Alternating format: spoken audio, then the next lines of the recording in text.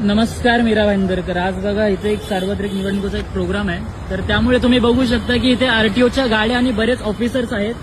जे लोक इथे आरटीओची गाडी आहे आणि हे लोक गाड्या काढतात इथून. पण का इथे आज मीटिंग आहे, प्रोग्राम आहे त्यामुळे. पण बाकीच्या वेळी हा जो रोड आहे, हा 7 स्क्वेअरच्या आजूबाजूचा रोड आहे, हा पूर्ण भरलेला असतो गाड्यांनी.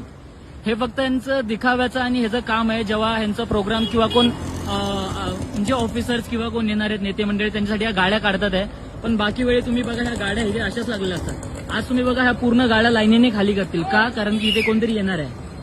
हे फक्त दिखाव्याचं आहे. उद्या तुम्हाला परत इथे अशाच गाड्या दिसतील. असंच आपलं मीरा भाईंदरचं आरटीओ आणि बाकी सगळे नेते मंडळी कामं करतात. आरटीओची गाडी आली, आरटीओचे ऑफिसर आले आणि फक्त प्रोग्राम पुरतं पूर्ण रोड खाली केलाय.